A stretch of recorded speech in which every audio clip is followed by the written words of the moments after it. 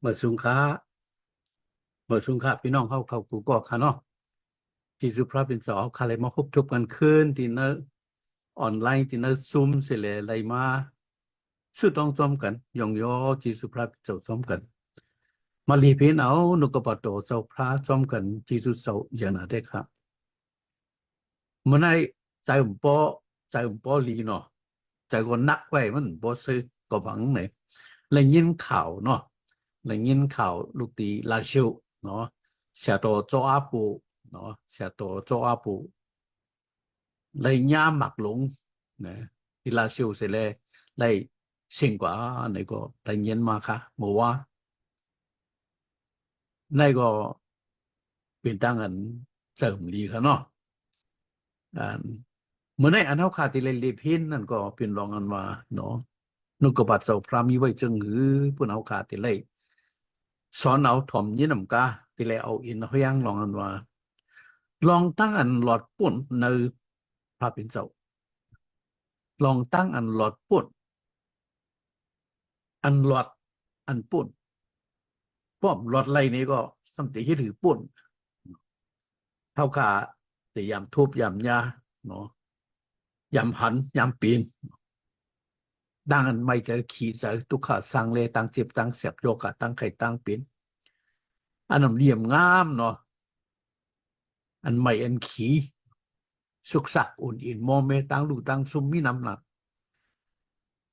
เฮ็ดสังเขาขาสมอทุบมาปีนสไหนขละเฮ็ดสังเขาขำหลอดไรขละก็ทุบปนยามายาวในสัมเวหิริขละแต่ที่ปุ่นในนั่นเขาขาดตีเลโอเฮียงซึ่งหือเนาะเขาขาดตีเลอยู่มัดอิงปังอากุพระซึ่งหืออันวันนั้นสมาจำนิกนุกบัตเจ้าสั่งรัดไว้รัดเนี่ยว่าเขาไว้ไม่นำค่ะเนาะก็เป็นในเหมือนในเขาขารีพีนค่ะเนาะกับตมหรือในเขาขาเลยหันมีนำหนาค่ะทุกค่ะเนาะเขาขาเป็นซึกเป็นสือนะมึงเขาไหนมึงไต้เขาไหนเป็นซึกเป็นสือนะมึงมันเป็นซึกเป็นสือเนาะกุนไหลไปพี่ไปซึกทุกขะขันจะหยับจะเนาะมีตั้งกินมีที่อยู่โอ้ไหลไปเป็ดตั้งมุดเป็ดเนาะตั้งหนูตั้งซุ่มมีตั้งนำอันเมื่อไหร่เขาขาลีเพียนเนาะนุกกบฏเจ้าลัดไปจึงหืออันวันนั้นเขาขาอ่าเฮียนเอาอีหนึ่งค่ะเนาะเขาขาเฮียนเอาอีหนึ่งตั้งอันหลอดปุ่นในพระเป็นศพหลอดวันนั้นเป็นสังขละหลอดอันวันนั้นเป็นตั้งอันว่าเขาขำทุบย้ายออกเปลี่ยนออกหลอดก้อยออกเนาะหลอดก้อยออกพี่หลอดเพี้ยวเนี่ยอภิมหมดถึงมาเอาขำทุบย้ายเอาขัดหลอดหลอดไพ่หลอดน้ำหลอดพุนหลอดกุซึกุมอยู่เนาะเหมือนแต่ตึกกันโตกันหลอดบากหลอดกองหลอดตุกขาสังเลหลอดเนาะอ่ะป้อมหลอดไรทุบเพี้ยวย้ายออกหันเอาปีนเอาว่าจะในสัมติหรือป่นไรนะอันไหนครับเหมือนในเขาสอนตั้งอันหลอดป่นในพระเป็นเจ้ามีไว้ค่ะมีไว้ค่ะพี่น้องเขาเพราะกันดีตัวเนาะในจำเก่าเขาขัดด้วยในจำเก่าอันตั้งค่ะเนาะตั้งอันกุนพระเป็นเจ้ากุนพระเป็นเจ้าเจ้านั้นเขาทุบเขายามาพีตุขะน้ำหนาคะตั้งหยัดตั้งผึดน้ำหนาคะเนาะหรือก้อนสิเบิร์เขากาเลยหันลุกล้างพระเป็นเจ้าออกมากุนมิวอิสลีลาเขาไล่ขาเมียดขาบุญเนาะเป็นสี่ปากปีเมืองเนี่ยเนาะเขากาเลยหันเขาเลยทุบเลยย่างเลยขามันน้ำหนาคะปีเมืองเป็นสี่ปากปีก็กับพระเป็นเจ้าสัมเพศเหนือเขาหลอดเฮ็ดให้เขาปุ่นไหลอันวันนั้นเพราะขัดด้วยในจำก่อนเลยหันนำก็ไว้กับเขาขัดด้วยอินไว้ค่ะนอกในจำออกกว่ามา14ข้อ19 ต่อ 31เท่าขัดเลยหันหมูสิห้องเอากุนอิสลีละเป็นเสียนมันค่ะเป็นเสียนเป็นล้านค่ะเนาะให้ข้ามน้ำปังไหลเขาเนาะเขาขัดเลยอุ้ยหูกูก็ค่ะน้ำปังไหลน้ำปังไหลลงนั้นกว้างน่ะลึกน่ะค่ะเนาะนังคือที่ข้ามที่ปูนไรนั่นเขาจางข้ามจางปูนค่ะ จางเข้าจางรวยจางไปกว่านั้นนำค่ะภายหนังเขามันมีลูกซึกลูกซึกคุณว่าคำผ่าร้นั่นคือมาภายหลังเดี๋ยวที่มาเอาเขาตายเอาภายหน้าสมีปังหลายภายหนังมีซึกอยู่กลางมาในเขาได้ตายหมดอ่ะก้อยกาพระเป็นเจ้าให้มูสิโอ อ่อนกวนอีสีละเป็นเสียนเป็นล้านข้ามปังไหลให้ปังไหลเป็นสองปากกะไปข้ามกว่าหลอดกะตัวก็รู้ตั้งอันหลอดค่ะพระเปลี่ยนเจ้าให้เขาหลอดอันเปลี่ยนอะไรก็พระเปลี่ยนเจ้าให้เปลี่ยนอะไรสิเลยให้เขาไปเข้าในเกกังน้ำกันน้ำก็กึดถัดกว่าเนาะต้องเปลี่ยน2 ป่า 2 ภัยกันเลยกลางเครื่องกลางมันมีน้ำออกก็ไม่ได้เขาไปกว่าหรือน้ำกำเดียวในน้ำขนาดไปข้ามน้ำกว่าป่วนกว่าครับพี่น้องเขาอันในปอกหนึ่งเส้นเปียเขาขับตุยเนาะที่ยอสุ3:1-4เนาะเขาขับแต่เลยครับยอสุห้องเอากุนอิสรีละซึ่งนั้นขึ้นข้ามน้ำห้องโยตานค่ะแล้วไงเนาะน้ำห้องโยตานก็เป็นเช่นนั้นค่ะก็กับพระเป็นเจ้าให้น้ำห้องโยตานนั้นเป็น2 ป่า 2 ภัยกันเลยเขาข้ามน้ำห้องโยตานกว่าป่นกับอะไรครับพี่น้องเขาแน่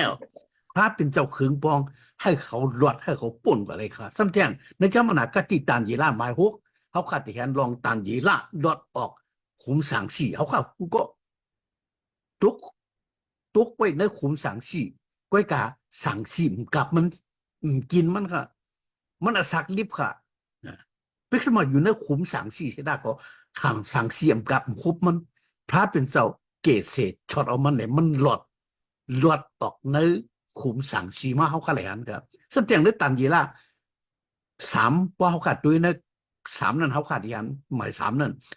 เนาะสตริกมิวสิกอเบตนีก็เขา3ก็ในเป็นไตก็ตันยีล่า3ก็เขาก็ลดพี่ค่ะเนาะเขาคดีว่าปปมันก็ว่าตั้งยาวเนาะมันมีย่ำมีเขียงอ่ะเขาขับรัดดีเทลรัดอ่าตั้งมูลอ่ะเป็นรัดอันไหนอย่างมันเขา3ก็สตริกมิวสิกอเบตนีก็เขาก็ลดพี่ไพ่อ่ะเนาะคุณว่าคำเอามัดกินมัดมือเขาเลยปล่อยตกกันเนอะไพ่เสียตาก็ไพ่ไม่เขาไม่เสียก็คนพูว่าไม่เสียเสียนเขาหลดออกพี่ไพ่มาอาศักดิบในก็เลยอันดีอ้ามก็คือในเป็นพระเป็นเจ้าเขืองปองยึดสั่งเกศเศษช็อตเอาเขาช็อตเอาอาศักเขาหลดพี่ค่ะสำนึกธรรมะอย่าสว่างผืนตู้ผันตาเดียหมายที่7 ข้อ 2ตัว6เขาขาดแต่เลยหันเนาะเป็นเผาเล่เอเลียมีเขานำตั้งกินค่ะเนาะอึบค่ะมันตุกข้านาค่ะมันอึบอยากกันได้เสียดายก็พระเป็นเจ้าปล่อยเตอร์นกกะลำเอาข้อมูลมาเล่งมันค่ะด้วยกันรู้อยู่เนื้อหุยเนื้อถึนเนื้อมันจะนะว่าหักซ้ายลงมีน้ำมีตั้งกินไปกับพระเป็นเจ้ายังปล่อยเตอร์นกกะลำเนาะเอาตั้งข้อมูลเนี่ยมาเล่งเอเลียเนี่ยเขากันเลยด้วยกันรู้ดีอ้ามก็คือพระเป็นเจ้าเฮ็ดค่ะให้ปดให้หลดค่ะเนาะซ้ำจังแล้วปุ๊บตัวนะวุฒิโยนาก็เขากันแล้วด้วยกันหรอกเขาเอาโยนาปล่อยตกน้ำกว่าวุฒิตกน้ำกว่าให้จมน้ำตายค่ะเนาะโยนาตกกว่าเนื้อน้ำหลวงน้ำหลวงนั่นมันตีกว่าตายอ่ะจมตายอ่ะก็กะพระบินจะปล่อยจากป่าลงมาอะไรมาอื่นเอาโยนาเลยอะไรเข้าเนื้อต้องป่าลงเลยอาศักมันลิบตายค่ะอ๋อในข่าวด้วยค่ะกำเนิดเขาเลยฮะเนาะในจำเก่านั้นในเป็นศักดิ์ศรีลองมาพระเป็นเจ้าแม่ยันขึงปองนางฮือตีหลอดนั่นค่ะนางฮือตีหลอดนั่นเมื่อเขาทุบพี่นั่นสึงนางฮือตีหลอดนั่นสึงนางฮือตีป่นกว่าอะไรนั่นสึงพระเป็นเจ้าขึงปองฮิตสร้างเขาขาอะไรหูในเป็นศักดิ์ศรีหนอเขาขาต้องไว้เลยพระเป็นเจ้าขึงปองเมเฮียนฮิตสร้างจอยแถมอะไรหลอดอะไรป่นค่ะเนาะพี่น้องเขาซ้ำแทงเขาขัดตัวในจำเหมือเขาดูว่าในตัวในจำเหมือก็เลยหันศักดิ์ศรีมันไม่ตั้งนำค่ะก็เขาขัดเอาปอดมันก็ขันเนาะพอพัดด้วยกันในจำบุตรธรรมันจะหมาย16 ข้อ 26เขาขัดแต่เลยหันปอลูตั้งสีละปอลูตั้งสีละอ๋อในคำเปิ้นมัดตินมัดมือเสียปล่อยคำไม่ได้ถ่องอ่ะคำไม่ได้ถ่องและคำมัดตินมัดมืออยู่ในถ่องไว้กาพระเป็นจะปล่อยเขาหลอดเพื่อเลี้ยมกันคือเนาะเลี้ยมกันคือค่ะเขาขาดอะไรหูกูก็โอ้อิงสันลงมาเลยกันเลยสายเล็กอันมัดตีนมัดมือเขานั้นก็ล้มตกไปกว่าทั้งหมดค่ะล้มตกกว่ากุ้นถ่องอยู่นะถ่องที่นั่นก็รอดจอมเขาค่ะเนาะก็เพื่อนในโป้ดูทั้งศีลาก็เป็กสมาขำเลยถ่องและขำเป็นมัดตีนมัดมือศีลาก็ยังรอดออกถ่องมาพระเป็นเจ้าเกศเศษช็อตเอาเขาให้เขารอดออกถ่องเขาอะไรอันเจ้านั้นลีอามเขาเนาะลีอามเขาเนาะ จำแทงวุฒิตมันเจ้าของเขาหมาย12 ข้อ 319พัดก่อนทั้งหมดเขาก็ตีเลยหันลองปีตรูก็เลยคำมัดเสล็บปล่อยตกไว้ในท้อง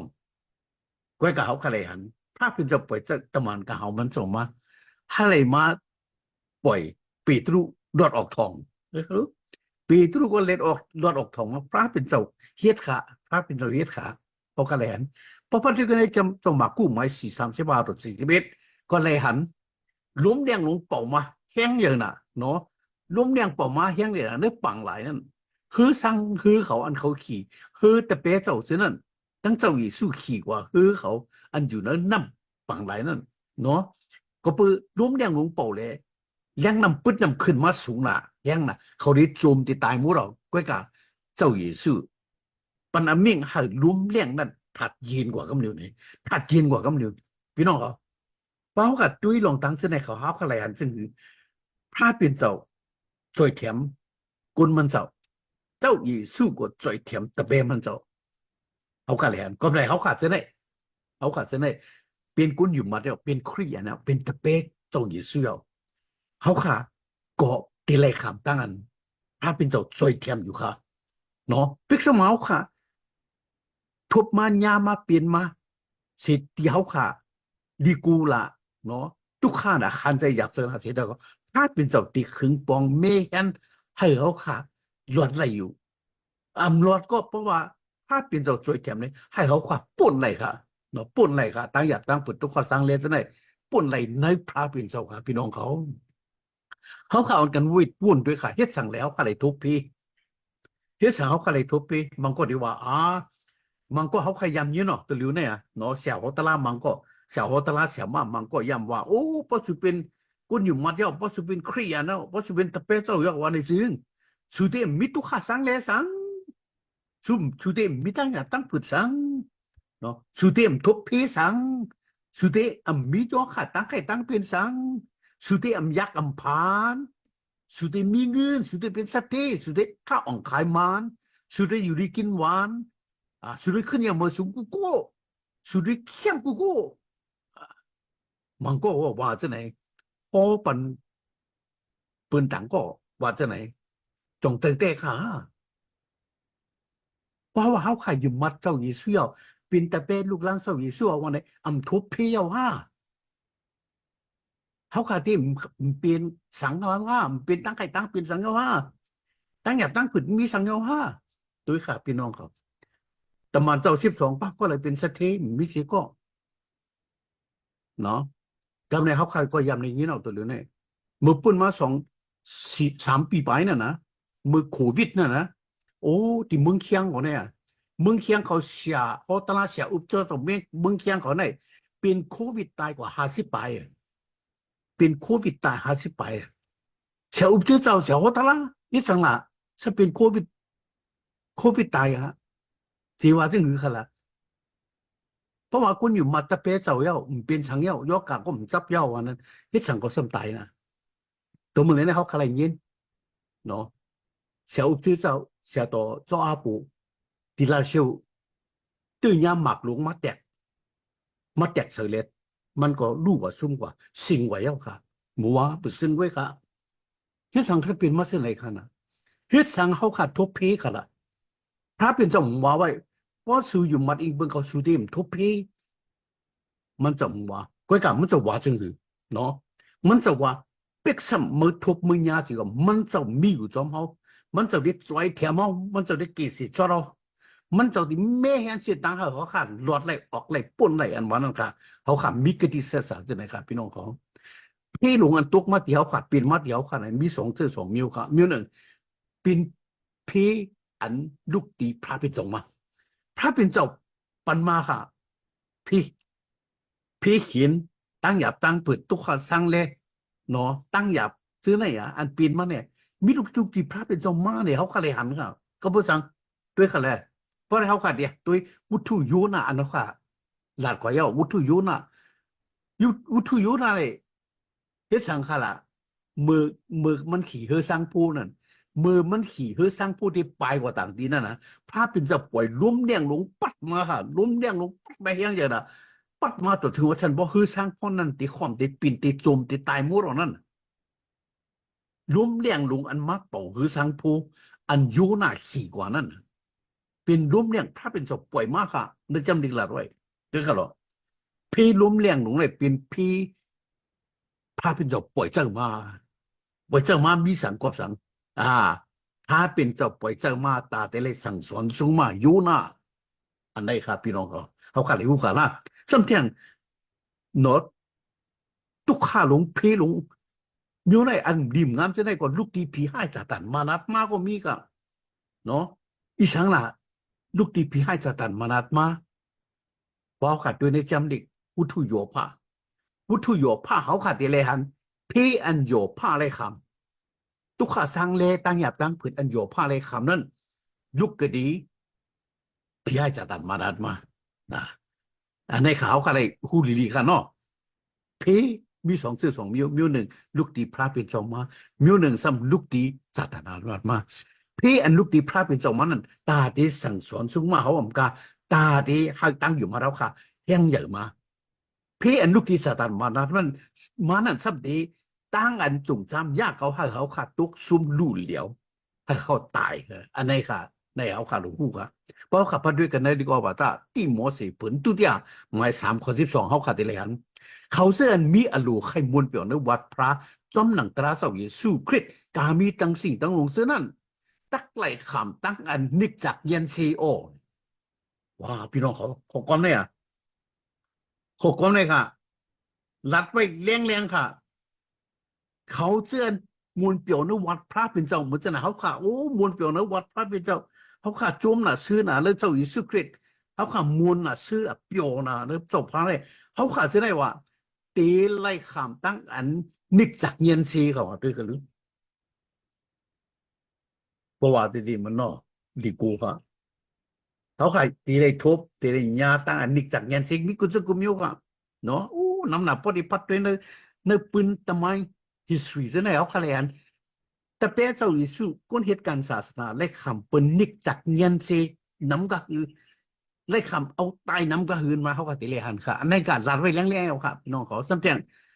ในจำนึกออกมาแต่ปีตรุผืนปัทมาไม่1 ข้อ 7เท่าขาติแลนมีไว้ว่าลองตั้งอันจะทำจังจำตัวตั้งอยู่มัดสุนันยิงเขียนเม็ดลีนาสิเงินคำอันจางลู่จางเหลียวนั่นแหละตักเป็นตั้งอันยองย่อกุ่งสิริมนอานุพอในเมื่ออันเจ้าเยซูคริสต์บอกมานั่นอ๋อตั้งอันจะทำจำตัวตั้งอยู่มัดอันไหนกันดิต้องรีขนาดครบลูกกระบาดเจ้าข้อเนี่ยเนาะลาดว่า ตั้งอันจะทำจำตัวตั้งอยู่มาเท่าว่าตั้งอยู่มาเท่ายังไงก็คือเขาขยันทุบยำยำยินยำหันมาบางก็ตุกขาขันจะหยับจะไม่เอาเนาะโอ้มีก็อันจอยก็แถมเนี่ยเนาะสู้ต้องในก็ไล่มันมีมะเนาะคำในเฮ็ดเป็นจังคือพอกเปลี่ยนกว่าก็มีค่ะจุนเปียดสวีสู้เล็กกว่าอากูอิงปึงต่างตื้อสั่งมิวค่ะไก่เต้นไก่อ้างค่ะเฮ็ดกูเจอกูมิวค่ะเนาะเนาะ กว่าเองกว่าปึงผีเพ้อไหนก็มีค่ะอ่าตั้งอยู่มาเขาแห้งเยอะก็เพิ่มแห้งเยอะเลยเบื่อในขันตั้งจะทำตั้งตัวนั้นลูกว่าสุเป็ดอองสามีป่วยค่ะเหมือนจะว่าป่วยเจ็ดลิกถามตัวสามีป่วยนั่นตัวค่ะก็กะก็อันมีตั้งอยู่มาแห้งเยอะนั่นเมื่อในคำตั้งจำตัวนั่นจึงยิ่งแค้นแห้งเยอะค่ะเนาะ และขันตั้งอันจำตุ้ยนั่นจึงยิงแค่ไหนเหรอจำตุ้ยค่ะจำตุ้ยค่ะมันจำตุ้ยเฮียงเขามีกะหือเขาเฮียงเขาเยอะกะหือจำตุ้ยเขาเนาะมืออันจำตุ้ยแหละเขาเป๊ะเลยนั่นสิคำไหนยิงแค้นตั้งอยู่มาเทียงอย่างมาเขาขาหลุดต้องลียิงแค้นเบียดนาสีเงินคำเขาพี่น้องเขาหนอได้ก็ต้องลีค่ะในจำตัวยกหันหมายสิพวกกว่า33วิไว้เที่ยงวันเนาะชูตักไรคำตุกขากันในรั้วกันในอ้อวะ คือเขาหรือพี่น้องเขามาเถียงยอกข้อหนึ่งเนาะมือข้อนั่นจะเขาข่าวว่าจังคือชูตั้งไรขันตั้งอันนิกจากเงินซีโอนี่ว่ากันในสมัยชูตั้งไรขันตุกขากันในโลกาในโอตั้งอันเป็นสติไว้ครับณวันนั้นสิก็อย่าไปไม่จะขี้เจ้าว่าในมาเถียงเอากติเสจาโรพระเป็นจบมีไว้ชูตั้งไรคำชูตั้งไรญาชูตั้งไรทุบตั้งไรหันตุกขากันในโลกาในอยู่กวยกาอย่าไปไม่เจออย่าไปไม่เจอเขาเป็นอย่างโลกาในเอา ในตัวเขารู้เจ้าเยซูมันจะเป็นกันที่เสียไว้เดียวค่ะเนาะพิกสมองในทบเลยเนี้ยเปลี่ยนมาสีตาก็อย่าไปไม่เจอเขาว่าตั้งอยู่มาอะไรมันขึงเสียกันเนาะฉันแทงดีกว่าแต่ยุ่มาหมาย8 ข้อ 18มีไว้ว่าเพราะใครใจลุยลองมวลพุ่งอันตักถังสามารถกันเดียวนั่นจึงทุกข้าตั้งผ่านอันเขาเลยคำอยู่กันในเข่งตอเหลียวสื่อหน้าตตาในเป็นลองอันอำปองลองก็สังวาในเก่ามีซัพพอร์ตจะไหนอ๋อได้เป็นซัพพอร์ตเปิดซัพพอร์ตเจ้าปิดเจ้าอ่าปอลูค่ะ在ซัพพอร์ตเจ้าปอลูค่ะเจ้าปอลูว่าจะงือเหรอก็ใครใจลุยมุนพุ่งอันถังสามารถเดียวนั่นจึงทุกข้าตั้งผ่านอันเขาเลยคำอยู่ทิ้งตัวเลียวในสีหน้าตตาในอันเป็นอยู่ตัวมือเลียวในก็มัดอำปองลงอีสังอ่า มันมาดำป่องรองสังมันอำกูค่ะตั้งอย่างตั้งเปิดทุกข้าตั้งเนี่ยตั้งอย่างตั้งเปิดตั้งลู่ตั้งซุ่มตั้งเจ็บตั้งเสียบเบี้ยวอะไรก็มันอำกูค่ะก็เปิดตั้งอยู่มัดมันเฮี้ยงอย่างค่ะพี่น้องเขาก็เลยหันเจอนั้นเขาเนาะก็มาในเจ้าป้อลูมันเลยขำก็คือมันเขาขาดตุ้ยค่ะเนาะปอดมันค่ะเขาขาดดีหลัดปอดมันไว้แต่ดึกออกมาตาก็ดิ่งทุกพื้นที่เนี่ยหมายชีวิตข้อ24 ข้อ 27เขาขาดได้เลยหันเจ้าป้อลูมันเจ้าหลานไว้จังหือ เป็นก็อันเก่าได้เป็นก็อันได้ทบเพศตั้งตายคือเยอะๆทบเพศตั้งตายเขาได้หรือพี่น้องเขาทบเพศตั้งตายลีกูด้วยน้องเพศตั้งตายเนี่ยก็เพื่อนในตัวเหลียวเนี่ยเป็นซึกเป็นสือเนี่ยกูนะกูตายนะเขาอ่อนกันไปค่ะเนาะชุนมวยปล่อยไว้เปียดไว้ขึ้นเยอกจากพิธีของโคอันมิตีขึ้นดีเวียงเจ้าเก่าปล่อยเล็บปลายกว่าตาที่รถตั้งตายค่ะตาที่รถตั้งตายค่ะอกจากเงินคำของคุณนั่นมันมีแต่ผู้กาขันตันอสักเขาเนาะก็เป็นในนางเงืออสักเต็มรุ่มซุ่มเต็มตายนั่นอ่อนปลายค่ะก็ในตะบรู้ว่าเจ้าเงือเป็นก่อนมันเป็นก่อนได้ทบเพตั้งตายคือเยอะๆได้คำบนป้อยยันมักหินทิ่มหรือสังพอลูลองก่อนเนื้อน้ำปังไหลไข่อ่องไข่กูอยู่กูดีกูแลนมีดีอยู่ดีเศร้าทบเพอันทบเพอันข้าม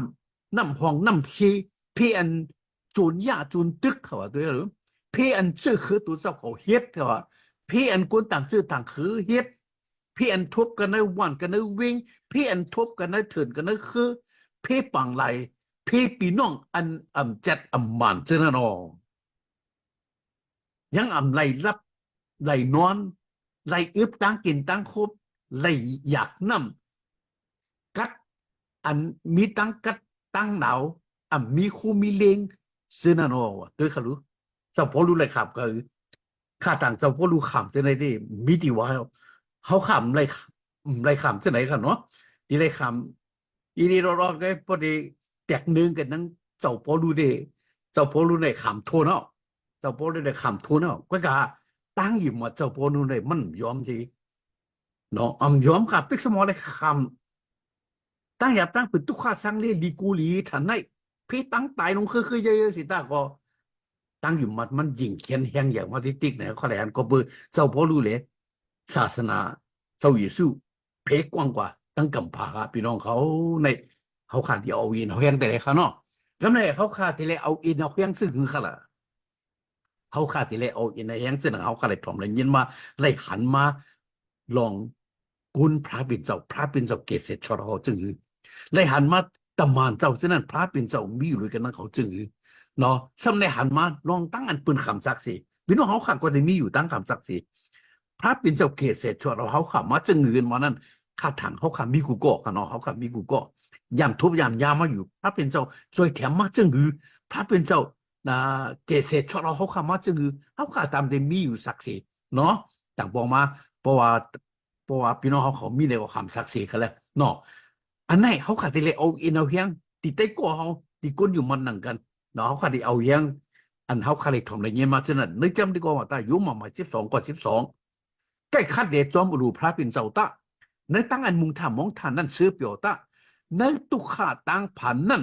ยื่นคำตาในตั้งอันเฮ็ดสุดองประธานนั่นเฮ็ดตาสีอัมถัดตาในเขาสุดอง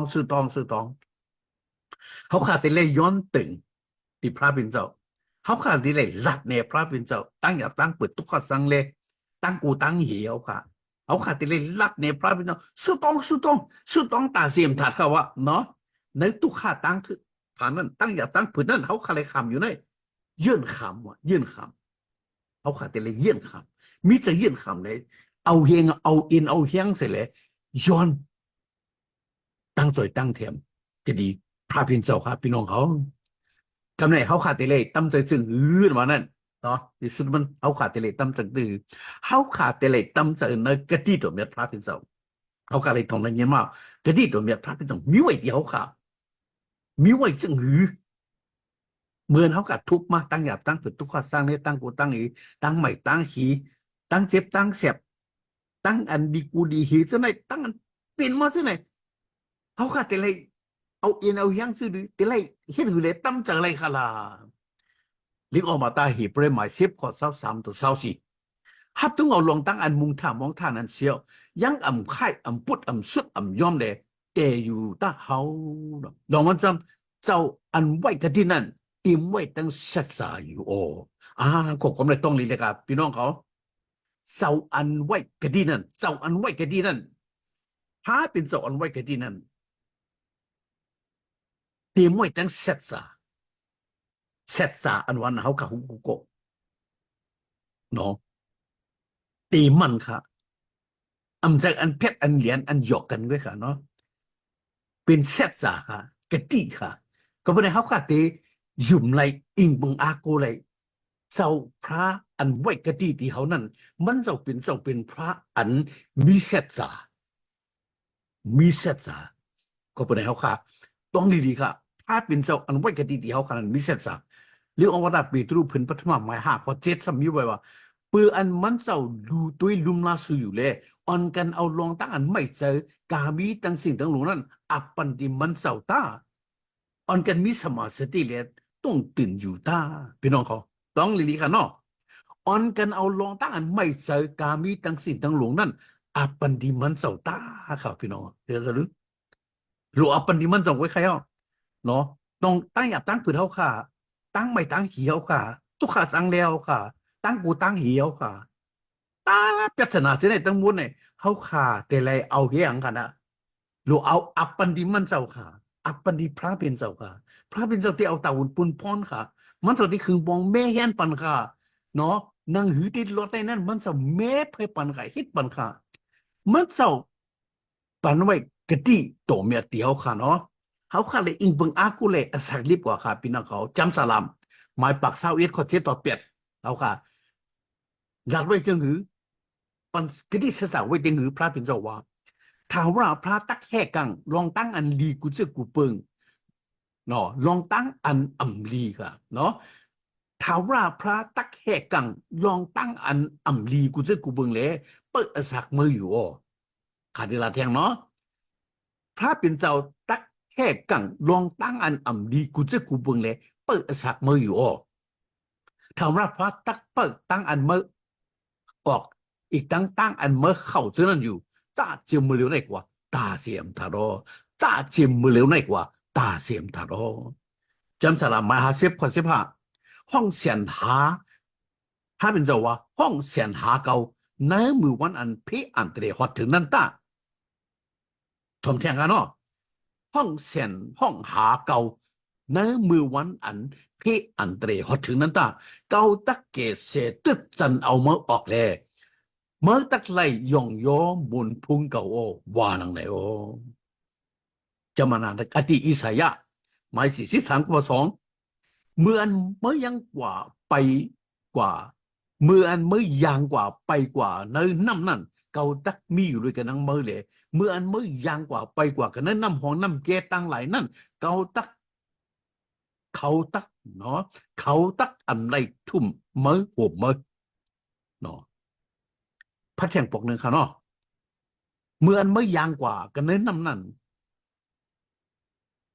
เมื่ออันไม่ยางกว่ากันนั้นน้ำนั่นเกาตักมีอยู่ด้วยกันนั่งมือเลยเมื่ออันไม่ยางกว่าไปกว่ากันนั้นน้ำของน้ำกีตั้งหลายนั่นเขาตักอำไรทุ่มไรหัวมือเมื่ออันมือหยิบกว่ายางกว่ากันนั้นไพ่นั่นมืออำไรขามตั้งอันไพ่ใหม่ไปกว่านั้นน้ำก็น้ำทุ่มไปกว่านั้นไพ่ก็ไพ่ใหม่ ว่าที่ไหนค่ะพระเป็นเจ้าเขาก็เลยอันนึงแต่ก็ต่างเวลาสามก็ตุกก่อนเออไพ่ก็ไพ่ใหม่มันเป็นเช่นนั้นอันนี้ค่ะก็ดีดอกพระเป็นเจ้าว่าที่สุดมันที่สุดมันมีไว้ที่จำแจกสามันกันเนาะเท็กซัสล้อนิกพื้นที่ที่อ่ะไม่สามข้อสามค่ะลาด้วยจังือมันเจ้าตักให้สูมันเขื่องเลยปักสูอยู่ให้กลางรถตั้งลองตั้งอันอ่ำดีอ่ำงามโอให้เลยกลางรถตั้งลองตั้งอันอ่ำดีอ่ำงามโอ ดีว่า according to เพิ่นปฐมหมาย10 ข้อ 13สุรัยคำตั้งอัน3ตัวยายกอันสร้างเป็นดีกุนอันก้อยออกพระเป็นเสาเต็มไว้ตั้งเสตสาเลอำปันอขว้างถ้าสุเลยฮอดถึงตั้งอัน3ตัวยายกอันสู่อำคำเลยนั่นนังหือสุตักคำเลยถึงมันเจ้าตักเมเฮ็ด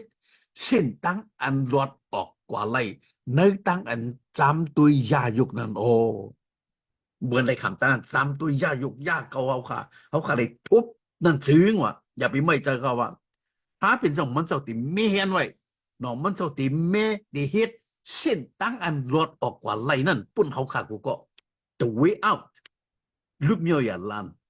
เนาะเส้นตั้งอันรอดออกไรนั่นมันเจ้าติไม่ไว้ปุ่นเขาอยู่ต้องลีค่ะเป็กสมเป็นสังมาก็เป็นสังฆะอย่าใจขันจะตุกขากาก็เป็นสังฆะดีกูกาก็เป็นสังฆะมันเจ้ามีคดีไว้ว่ามันเจ้าติไม่เฮ็ดไว้เส้นตั้งอันเขาขาตีหลอดออกกว่าไรนั่นเขาพี่น้องเขาที่สุดมันจำเจ้าโยหันไป14 ข้อ 27เขาเอาตั้งนิมไว้ที่สิวตั้งนิมก็นั่นเขาปันไว้ที่สิวเขาเปินปันเสนังโลกาปันนั่นอ่ำใจพี่น้องเขาตั้งนิมอันเขาขัดเลยนั่นอันเขาขัดอะไรก็ดีบอกพระเป็นเจ้านั่นลีอามนะคะอ่ำใจโลกาปันอ่ำใจของคู่อกษาเป็นสิ่งเงินคำชี้เจ็บโลกาในอ่ำปันตั้งลิมอันเจ็ดอันมันก้อยกาพาเป็นเจ้าปันตั้งหนิมอันเจ็ดอันมานั่นที่เขาขาเตอยู่นะเขาขาแต่เลยตั้งหนิมในพระเป็นเจ้าค่ะเป็นของเขาให้พระเป็นเจ้าปันตั้งนี่กูก็ใหญ่ๆนั้นนำเสียกรรมขาละอาเมน